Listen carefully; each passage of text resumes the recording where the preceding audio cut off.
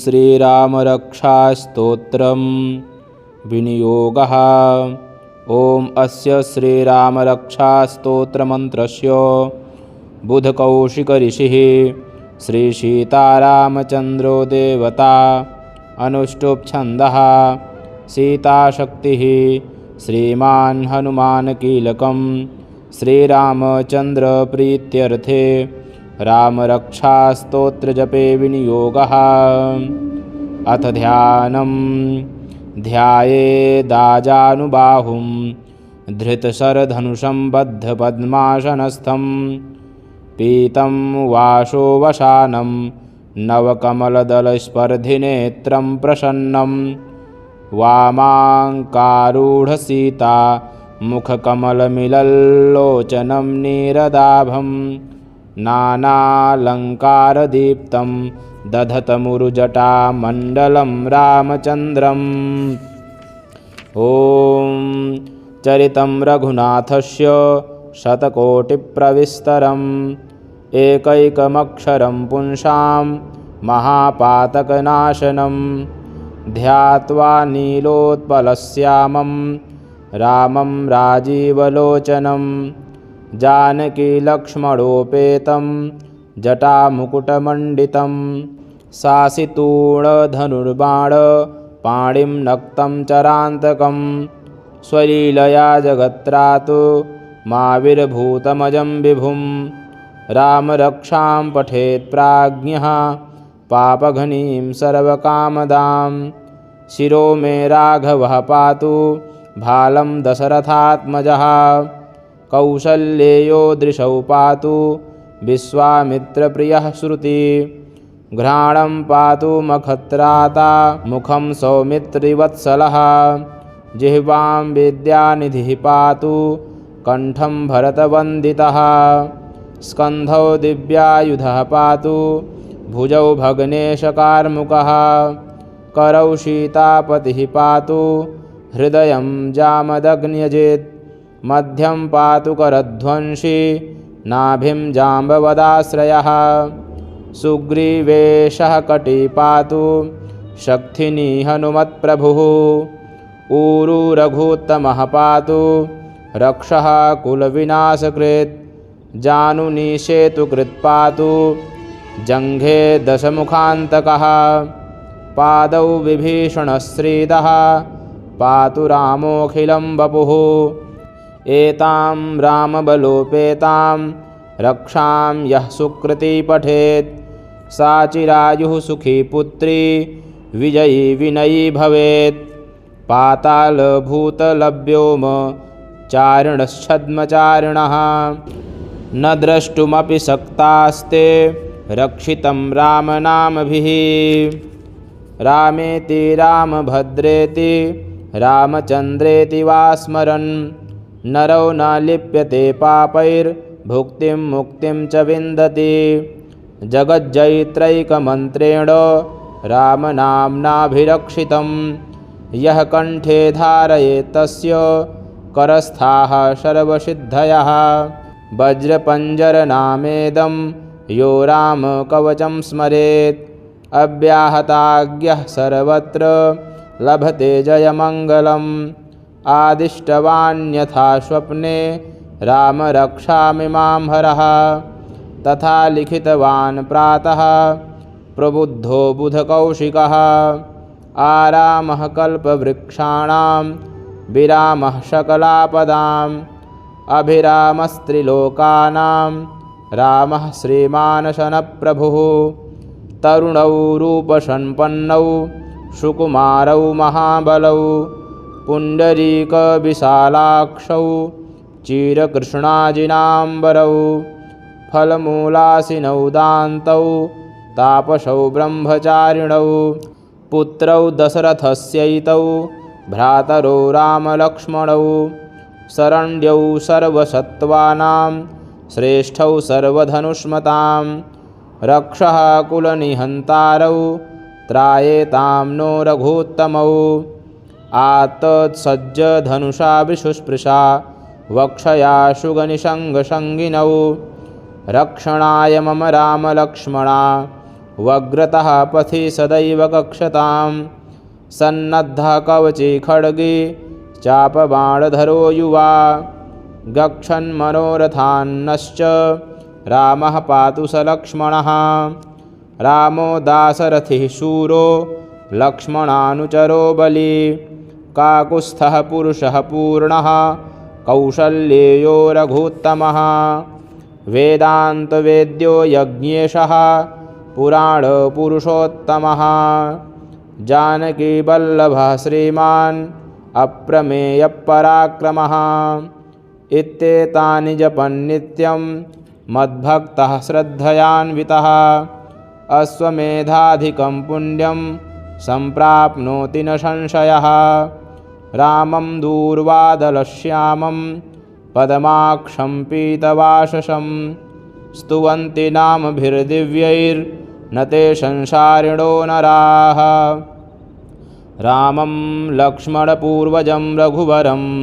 सीतापतिं सुन्दरं काकुत्स्थं करुणार्णवं गुणनिधिं विप्रप्रियं धार्मिकं राजेन्द्रं सत्यसन्धं दशरथतनयं श्यामलं शान्तमूर्तिं वन्दे लोकाभिरामं रघुकुलतिलकं राघवं रावणारिं रामाय रामभद्राय रामचन्द्राय वेधसे रघुनाथाय नाथाय सीतायाः पतये नमः श्रीराम राम रघुनन्दन राम राम श्रीराम राम भरताग्रज राम राम श्रीराम राम रणकर्कश राम राम श्रीराम राम शरणं भव राम राम श्रीरामचन्द्रचरणौ मनसा स्मरामि श्रीरामचन्द्रचरणौ वचसा गृह्णामि श्रीरामचन्द्रचरणौ शिरसा नमामि श्रीरामचन्द्रचरणौ शरणं प्रपद्ये माता रामो मत्पिता रामचन्द्रः स्वामी रामो मत्सखा रामचन्द्रः सर्वस्वं मे रामचन्द्रो दयालुर्नान्यं जाने नैव जाने न जाने दक्षिणे लक्ष्मणो यस्य वामे च जनकात्मजा पुरतो मारुतिर्यस्य तं वन्दे रघुनन्दनं लोकाभिरामं रणरङ्गधीरं राजीवनेत्रं रघुवंशनाथं कारुण्यरूपं करुणाकरन्तं श्रीरामचन्द्रं शरणं प्रपद्ये मनोजवं मारुततुल्यवेगं जितेन्द्रियं बुद्धिमतां वरिष्ठं वातात्मजं वानरयूथमुख्यं श्रीरामदूतं शरणं प्रपद्ये कूजन्तं राम रामेति मधुरं मधुराक्षरम् आरुह्य कविताशाखां वन्दे वाल्मीकिकोकिलम् आपदामपहर्तारं दातारं सर्वसम्पदां लोकाभिरामं श्रीरामं भूयो भूयो नमाम्यहम् भर्जनं भवबीजानाम् अर्जनं सुखसम्पदां तर्जनं यमदूतानां राम रामेति गर्जनं रामो राजमणिः सदा विजयते रामं रमेशं भजे रामेणाभिहता निशाचरचमू रामाय तस्मै नमः रामान्नास्ति परायणं परतरं रामस्य दासोऽस्म्यहं रामे चित्तलयः सदा भवतु मे भो राम मामुद्धर राम रामेति रामेति रमे रामे मनोरमे सहस्रनाम तत्तुल्यं रामनाम वरानने इति श्रीबुधकौशिकमुनिविरचितं श्रीरामरक्षास्तोत्रम् श्रीरामार्पणमस्तु। अथ ध्यानं ध्यायेदाजानुबाहुं धृतशरधनुषं बद्धपद्मासनस्थं पीतं वासोवसानं नवकमलदलस्पर्धिनेत्रं प्रसन्नं वामाङ्कारूढसीता मुखकमलमिलल्लोचनं नीरदाभं नानालङ्कारदीप्तं दधतमुरुजटामण्डलं रामचन्द्रम्। ॐ चरितं रघुनाथस्य शतकोटिप्रविस्तरम् एकैकमक्षरं पुंसां महापातकनाशनं ध्यात्वा नीलोत्पलश्यामं रामं राजीवलोचनं जानकीलक्ष्मणोपेतं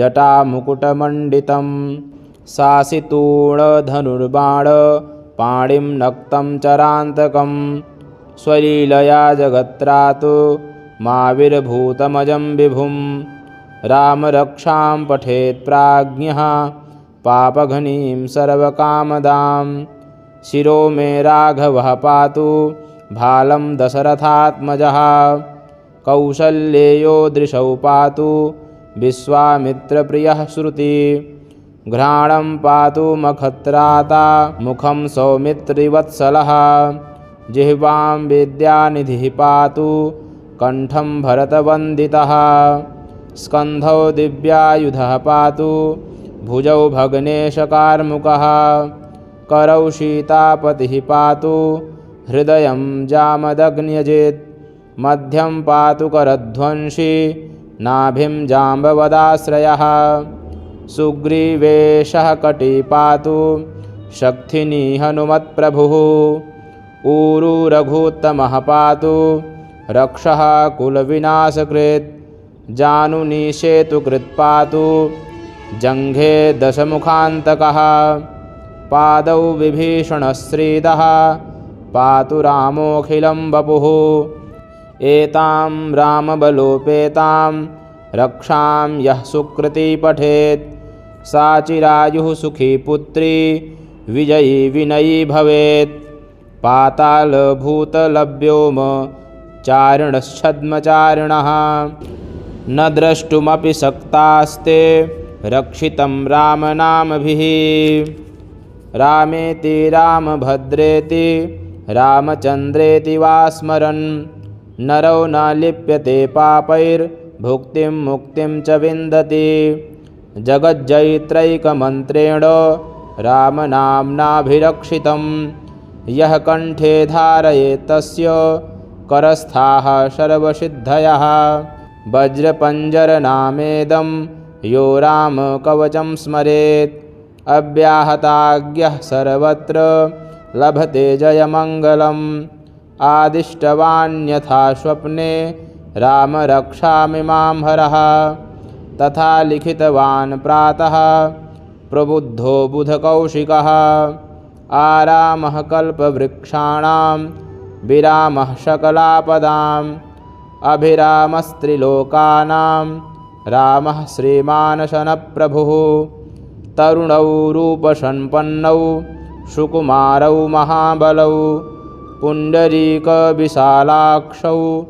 चिरकृष्णाजिनाम्बरौ फलमूलासिनौ दान्तौ तापसौ ब्रह्मचारिणौ पुत्रौ दशरथस्यैतौ भ्रातरौ रामलक्ष्मणौ शरण्यौ सर्वसत्त्वानां श्रेष्ठौ सर्वधनुष्मतां रक्षः कुलनिहन्तारौ त्रायेतां नो रघुत्तमौ आत्तत्सज्जधनुषा विशुस्पृशा वक्षया शुगनिषङ्गसङ्गिनौ रक्षणाय मम रामलक्ष्मणा वग्रतः पथि सदैव कक्षतां सन्नद्धः कवची खड्गी चापबाणधरो युवा गच्छन्मनोरथान्नश्च रामः पातु स लक्ष्मणः रामो दाशरथिः शूरो लक्ष्मणानुचरो बली काकुत्स्थः पुरुषः पूर्णः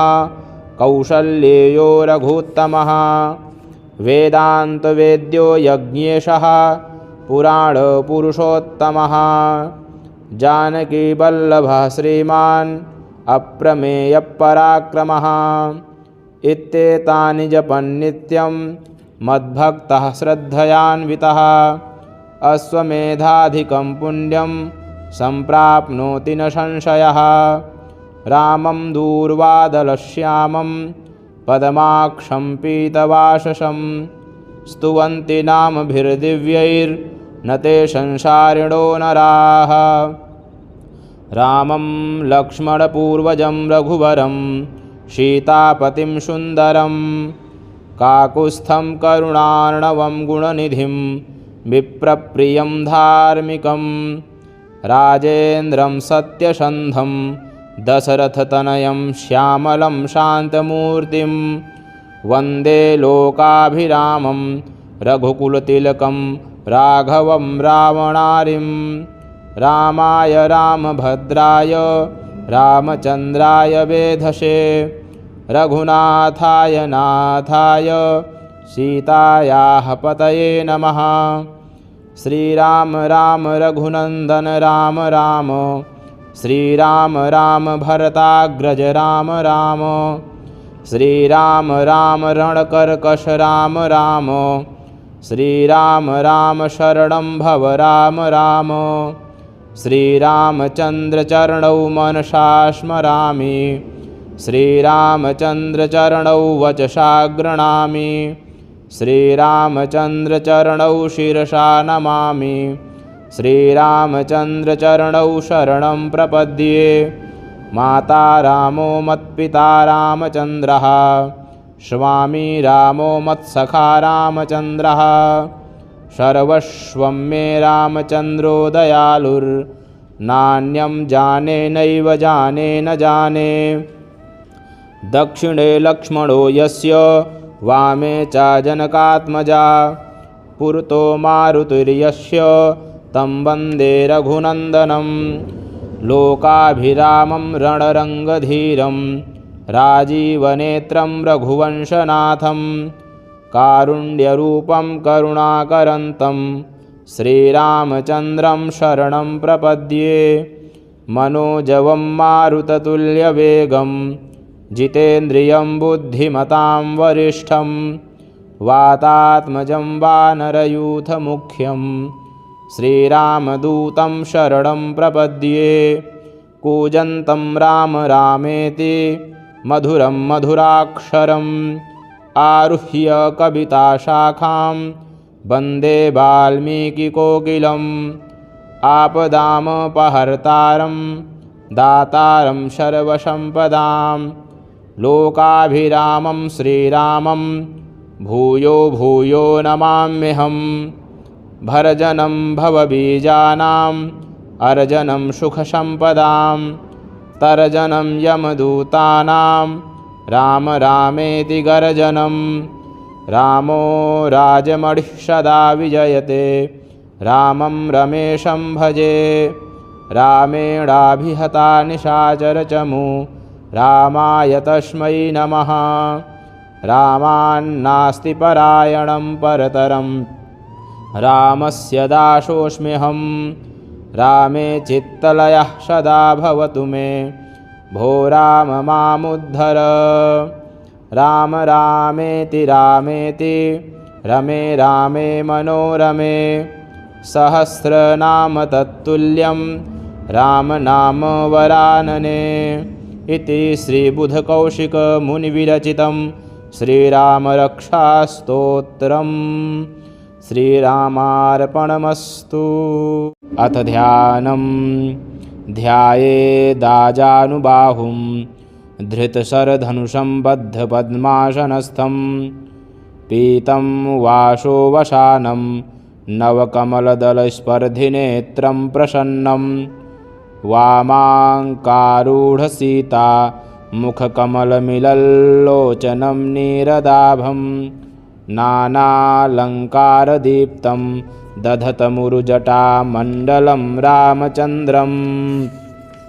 ॐ चरितं रघुनाथस्य शतकोटिप्रविस्तरम् एकैकमक्षरं पुंसां महापातकनाशनं ध्यात्वा नीलोत्पलश्यामं रामं राजीवलोचनं जानकीलक्ष्मणोपेतं जटामुकुटमण्डितं सासितूणधनुर्बाणपाणिं नक्तं चरान्तकं स्वलीलया जगत्रातो माविर्भूतमजं विभुं रामरक्षां पठेत् प्राज्ञः पापघ्नीं सर्वकामदां शिरो मे राघवः पातु भालं दशरथात्मजः कौसल्येयो दृशौ पातु विश्वामित्रप्रियः श्रुति घ्राणं पातु मखत्राता मुखं सौमित्रिवत्सलः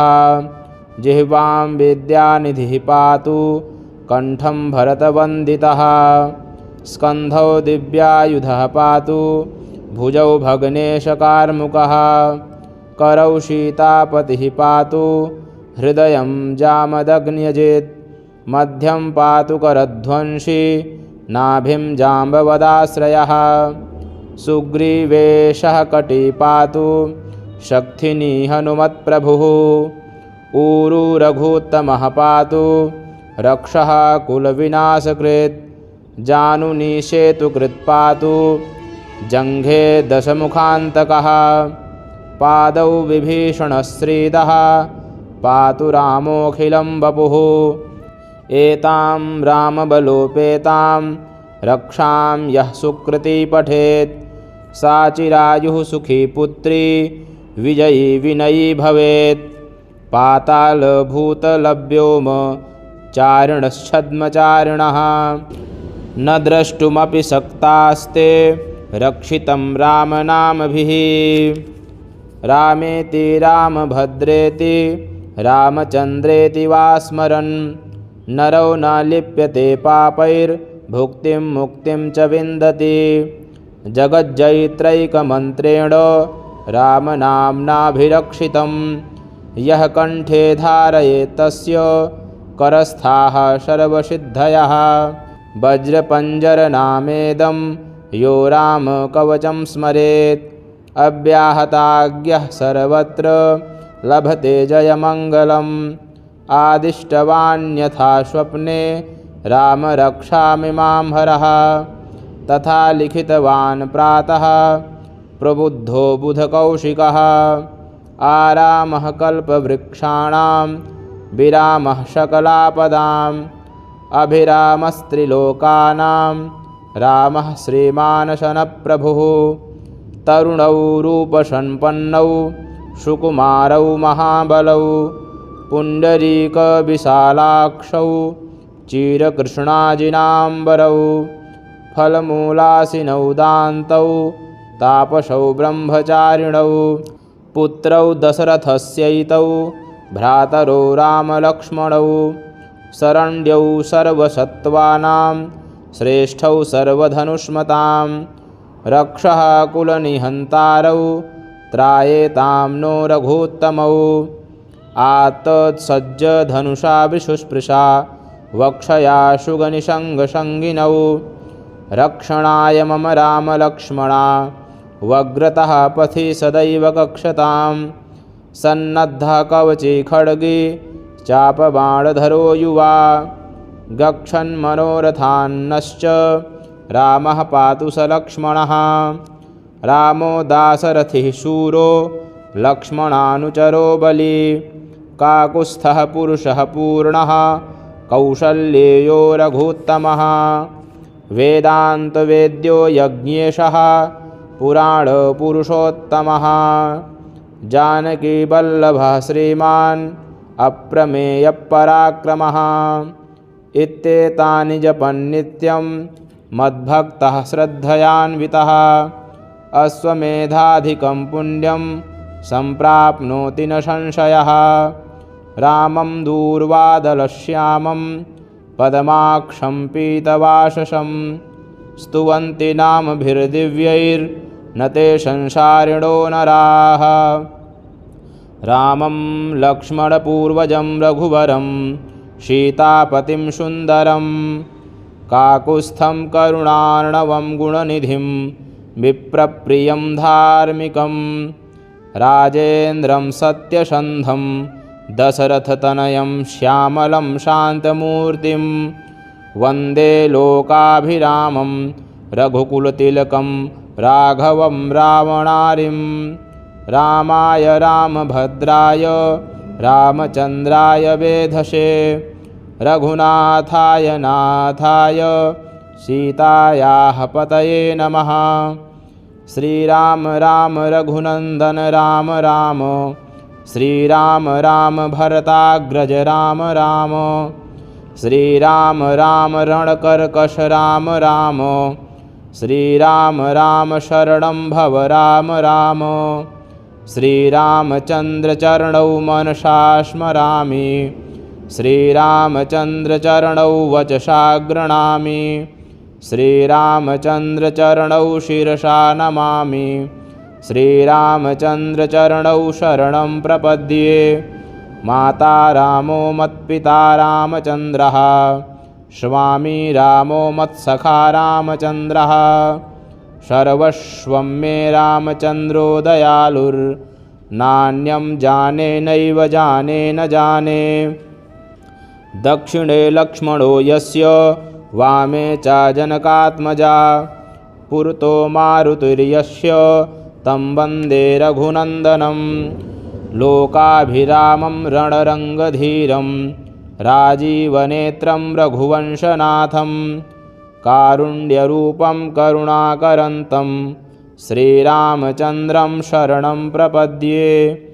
मनोजवं मारुततुल्यवेगं जितेन्द्रियं बुद्धिमतां वरिष्ठं वातात्मजं वानरयूथमुख्यं श्रीरामदूतं शरणं प्रपद्ये। कूजन्तं राम रामेति मधुरं मधुराक्षरम् आरुह्य कविताशाखां वन्दे वाल्मीकिकोकिलम् आपदामपहर्तारं दातारं सर्वसम्पदां लोकाभिरामं श्रीरामं भूयो भूयो नमाम्यहम्।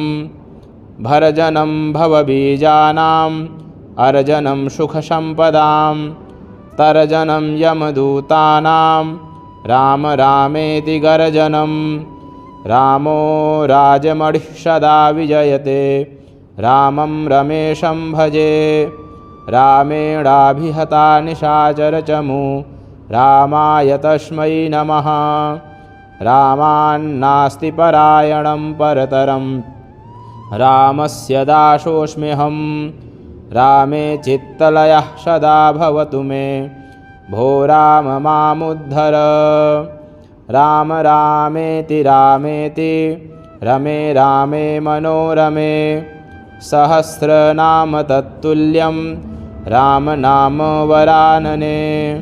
इति श्रीबुधकौशिकमुनिविरचितं श्रीरामरक्षास्तोत्रम्।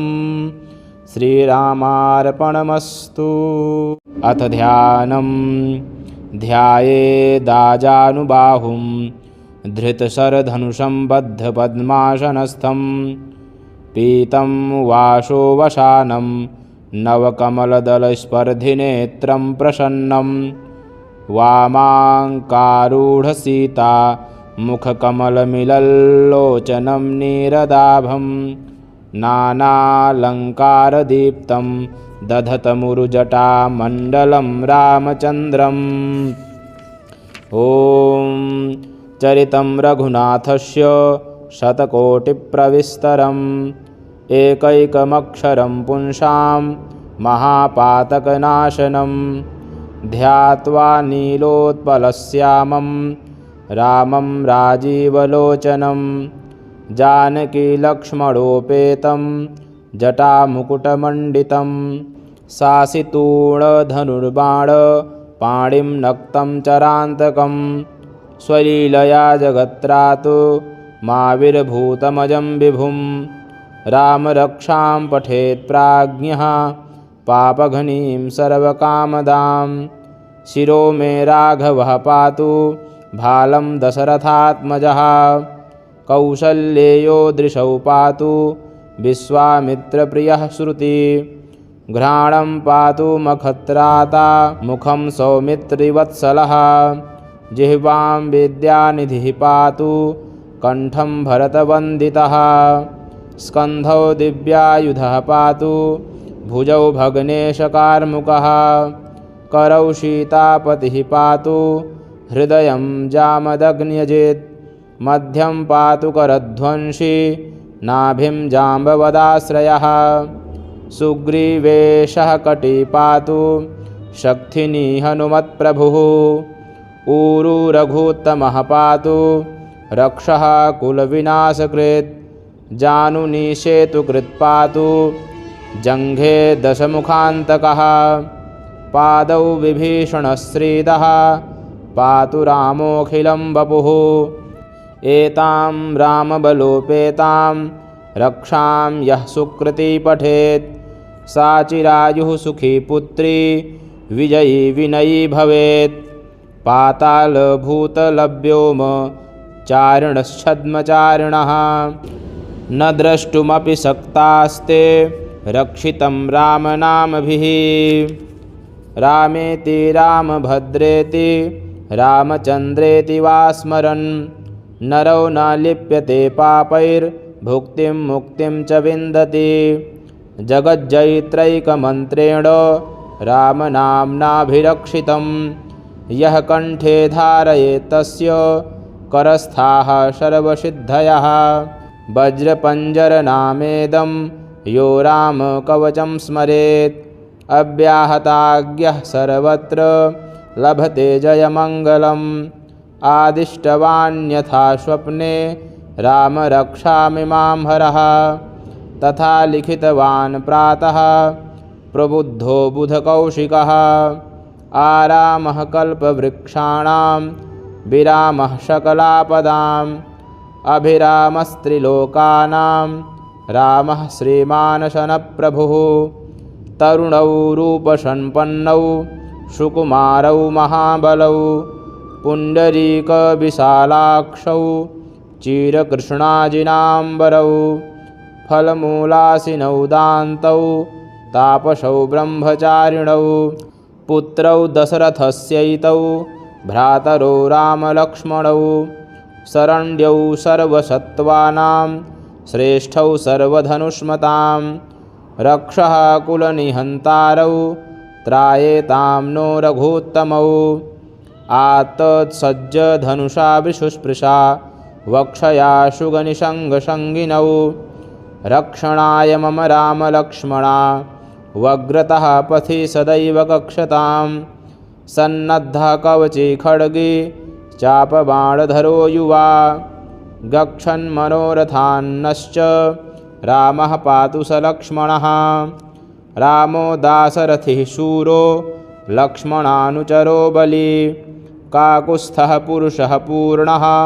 कौसल्येयो रघूत्तमः वेदान्तवेद्यो यज्ञेशः पुराणपुरुषोत्तमः जानकीवल्लभः श्रीमान् अप्रमेयपराक्रमः इत्येतानि जपन्नित्यं मद्भक्तः श्रद्धयान्वितः अश्वमेधाधिकं पुण्यं सम्प्राप्नोति न संशयः रामं दूर्वादलश्यामं पद्माक्षं पीतवाससं स्तुवन्ति नामभिर्दिव्यैर्न ते संसारिणो नराः रामं लक्ष्मणपूर्वजं रघुवरं सीतापतिं सुन्दरं काकुत्स्थं करुणार्णवं गुणनिधिं विप्रप्रियं धार्मिकं राजेन्द्रं सत्यसन्धं दशरथतनयं श्यामलं शान्तमूर्तिं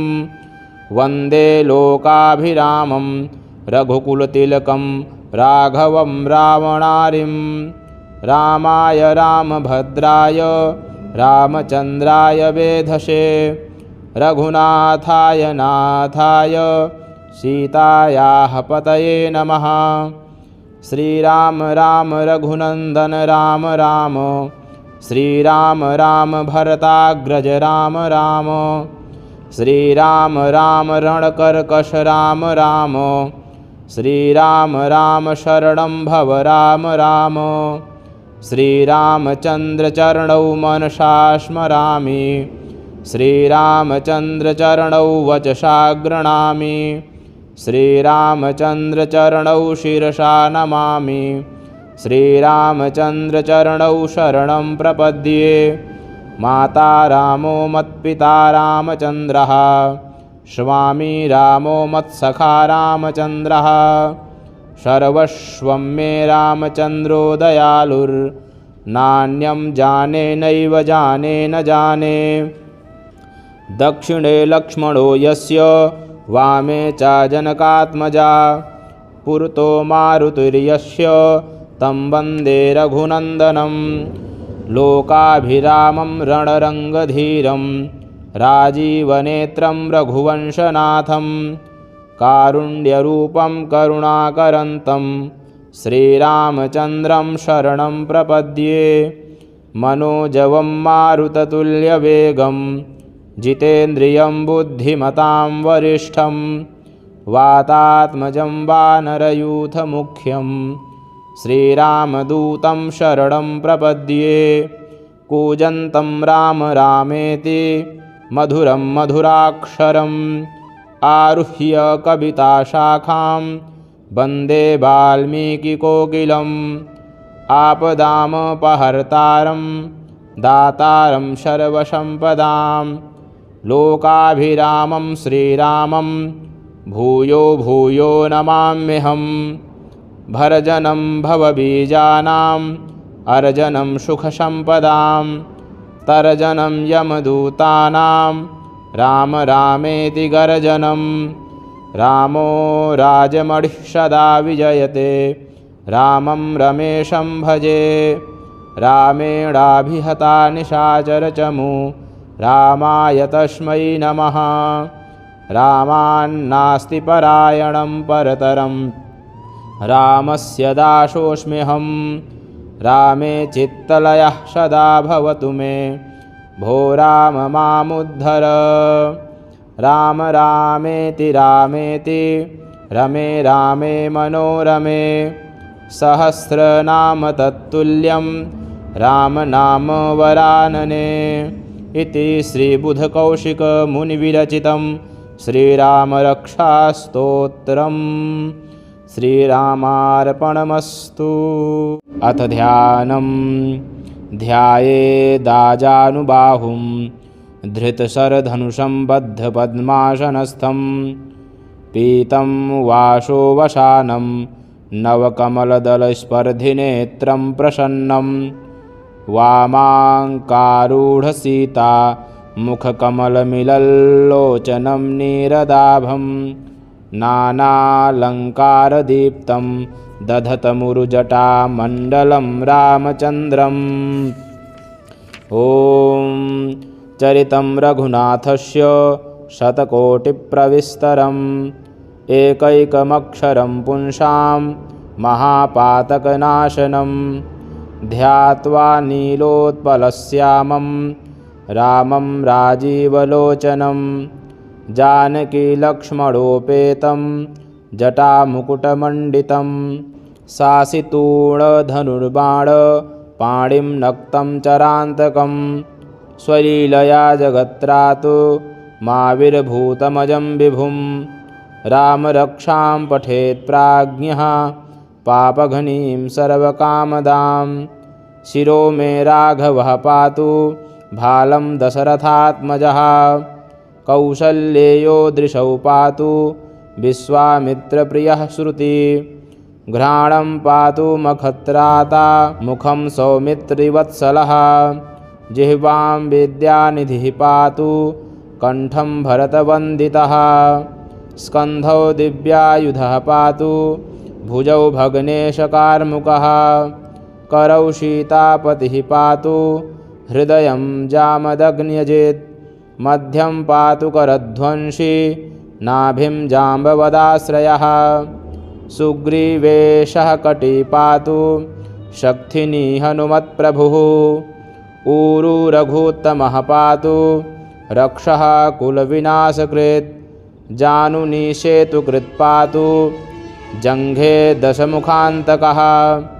पादौ विभीषणश्रीदः, पातु रामोऽखिलं वपुः। एतां रामबलोपेतां, रक्षां यः सुकृती पठेत् सा चिरायुः सुखी पुत्री विजयी विनयी भवेत्। पातालभूतलव्योम चारिणश्छद्मचारिणः न द्रष्टुमपि शक्तास्ते रक्षितं रामनामभिः। रामेति रामभद्रेति रामचन्द्रेति वा स्मरन् नरो न लिप्यते पापैर्भुक्तिं मुक्तिं च विन्दति। जगज्जयित्रैकमन्त्रेण रामनाम्नाभिरक्षितं यः कण्ठे धारयेत् तस्य करस्थाः सर्वसिद्धयः।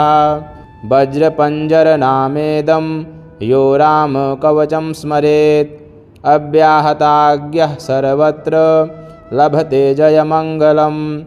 आदिष्टवान्यथा स्वप्ने राम रक्षामि मां हरः तथा लिखितवान् प्रातः प्रबुद्धो बुधकौशिकः। आरामः कल्पवृक्षाणां विरामः सकलापदाम् अभिरामस्त्रिलोकानां रामः श्रीमानशनप्रभुः। तरुणौ रूपसम्पन्नौ सुकुमारौ महाबलौ पुण्डरीकविशालाक्षौ चिरकृष्णाजिनाम्बरौ फलमूलासिनौ दान्तौ तापसौ ब्रह्मचारिणौ पुत्रौ दशरथस्यैतौ भ्रातरौ रामलक्ष्मणौ शरण्यौ सर्वसत्त्वानां श्रेष्ठौ सर्वधनुष्मतां रक्षः कुलनिहन्तारौ त्रायेतां नो रघूत्तमौ। आत्तत्सज्जधनुषा विशुस्पृशा वक्षया शुगनिषङ्गसङ्गिनौ रक्षणाय मम रामलक्ष्मणा वग्रतः पथि सदैव कक्षतां। सन्नद्धः कवची खड्गी चापबाणधरो युवा गच्छन्मनोरथान्नश्च रामः पातु स लक्ष्मणः। रामो दाशरथिः शूरो लक्ष्मणानुचरो बली काकुत्स्थः पुरुषः पूर्णः कौसल्येयो रघूत्तमः। वेदान्तवेद्यो यज्ञेशः पुराणपुरुषोत्तमः जानकीवल्लभः श्रीमान् अप्रमेयपराक्रमः। इत्येतानि जपन्नित्यं मद्भक्तः श्रद्धयान्वितः अश्वमेधाधिकं पुण्यं सम्प्राप्नोति न संशयः। रामं दूर्वादलश्यामं पद्माक्षं पीतवाससं स्तुवन्ति नामभिर्दिव्यैर्न ते संसारिणो नराः। रामं लक्ष्मणपूर्वजं रघुवरं सीतापतिं सुन्दरं काकुत्स्थं करुणार्णवं गुणनिधिं विप्रप्रियं धार्मिकं राजेन्द्रं सत्यसन्धं दशरथतनयं श्यामलं शान्तमूर्तिं वन्दे लोकाभिरामं रघुकुलतिलकं राघवं रावणारिं। रामाय रामभद्राय रामचन्द्राय वेधसे रघुनाथाय नाथाय सीतायाः पतये नमः। श्रीराम राम रघुनन्दन राम राम श्रीराम राम भरताग्रज राम राम श्रीराम राम रणकर्कश राम राम श्रीराम राम शरणं भव राम राम। श्रीरामचन्द्रचरणौ मनसा स्मरामि श्रीरामचन्द्रचरणौ वचसा गृह्णामि श्रीरामचन्द्रचरणौ शिरसा नमामि श्रीरामचन्द्रचरणौ शरणं प्रपद्ये। माता रामो मत्पिता रामचन्द्रः स्वामी रामो मत्सखा रामचन्द्रः सर्वस्वं मे रामचन्द्रो दयालुर्नान्यं जाने नैव जाने न जाने। दक्षिणे लक्ष्मणो यस्य वामे च जनकात्मजा पुरतो मारुतिर्यस्य तं वन्दे रघुनन्दनं। लोकाभिरामं रणरङ्गधीरं राजीवनेत्रं रघुवंशनाथं कारुण्यरूपं करुणाकरन्तं श्रीरामचन्द्रं शरणं प्रपद्ये। मनोजवं मारुततुल्यवेगं जितेन्द्रियं बुद्धिमतां वरिष्ठं वातात्मजं वानरयूथमुख्यं श्रीरामदूतं शरणं प्रपद्ये। कूजन्तं राम रामेति मधुरं मधुराक्षरम् आरुह्य कविताशाखां वन्दे वाल्मीकिकोकिलम्। आपदामपहर्तारं दातारं सर्वसम्पदां लोकाभिरामं श्रीरामं भूयो भूयो नमाम्यहम्। भर्जनं भवबीजानाम् अर्जनं सुखसम्पदां तर्जनं यमदूतानां राम रामेति गर्जनं। रामो राजमणिः सदा विजयते रामं रमेशं भजे। रामेणाभिहता निशाचरचमू रामाय तस्मै नमः। रामान्नास्ति परायणं परतरं रामस्य दासोऽस्म्यहम्। रामे चित्तलयः सदा भवतु मे भो राम मामुद्धर। राम रामेति रामेति रमे रामे मनोरमे सहस्रनाम तत्तुल्यं रामनाम वरानने। इति श्रीबुधकौशिकमुनिविरचितं श्रीरामरक्षास्तोत्रम्। श्रीरामार्पणमस्तु।